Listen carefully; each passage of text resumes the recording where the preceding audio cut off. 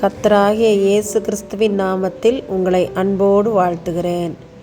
இன்று ஆண்டவர் நமக்கு தரும் அற்புத வார்த்தை எரேமியா 30:17. நான் உனக்கு ஆரோக்கியம் வரப்பண்ணி உன் காயங்களை ஆற்றுவேன். Jeremiah 30:17. I will restore you to health and heal your wounds. அன்பான சகோதர சகோதரிகளே, நம்முடைய பரிசுத்த வேதத்திலே நாகமான் என்னும் சீரிய ராஜாவின் படைத்தலைவன் குஷ்டரோக வியாதியினால் பலவீனப்பட்டிருந்தார்.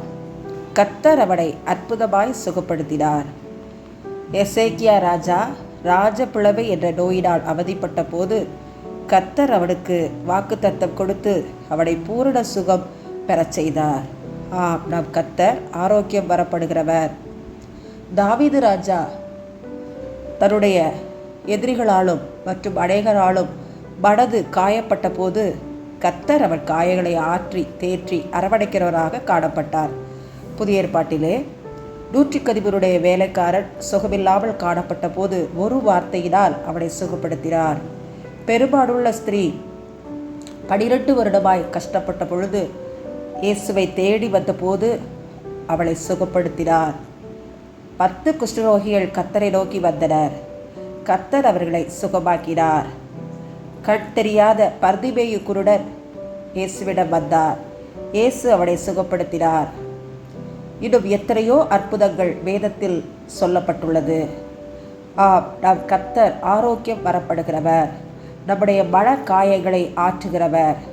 கர்த்தரை முழுவதுமாய் சார்ந்து கொள்வோம். அவர் நம்மை பொறுப்பெடுத்துக் கொள்வார். ஆமென். அன்பின் பரலோக பிதாவே, தர்மையான சுப நேரத்துக்காக ஸ்தோத்திரம். எங்களை தாழ்த்தி உடைய பாதத்திலே ஒப்பு கொடுக்கிறோம். இன்று உயர் இரத்த அழுத்த விழிப்புணர்வு தினத்திற்காக நன்றி செலுத்துகிறோம். மன அழுத்தத்தினால் பாதிக்கப்படுகிற மக்களுக்காக ஜெபிக்கிறோம். கடன் பிரச்சனையினாலே, குடும்ப பிரச்சனைகளினாலே, சரீர பலவீனங்கள், வியாதிகள் இவற்றினாலே, சண்டை சச்சரவுகளினாலே பாதிக்கப்பட்டு உயிரை விட்டுவிடலாம் என்று தற்கொலைக்கு நேராய் ஓடுகிற மன அழுத்தத்தினால் பாதிக்கப்பட்ட மக்களுக்காக பாரத்தோடு உடைய சமூகத்தில் வருகிற ஆண்டவரே, உடைய கிருமிகளால் நன்மைகளால் பிள்ளைகளை நிரப்போம். எதையும் ஃபேஸ் பண்ணக்கூடிய கிருமிகளை கூட்டி கொடுத்தரலும். தைரியமாய் காணப்பட கிருபை செய்யும். எனக்கு இயேசு ஒருவர் உண்டு, அவர் என்னை ஆற்றுவார், தேற்றுவார், அரவணைப்பார், அவரை நான் சார்ந்து கொள்வேன் என்ற விசுவாச வார்த்தைகளை சொல்லி ஆவியிலே பலனடைய ஒவ்வொருவருக்கு நீர் கற்றுக் கொடுக்க வேண்டுமாய் ஜெபிக்கிறேன். உடைய கரத்திலே தாழ்த்தி தருகிறேன். எங்கள் ஜெபங்களுக்கு நீர் பதிலை கொடுத்து அநேக மக்களுக்கு விடுதலை தரப்போவதற்காய் நன்றி. இயேசுவின் மூலம் ஜெபிக்கிறோம் நல்ல பிதாவே. ஆமேன், ஆமேன்.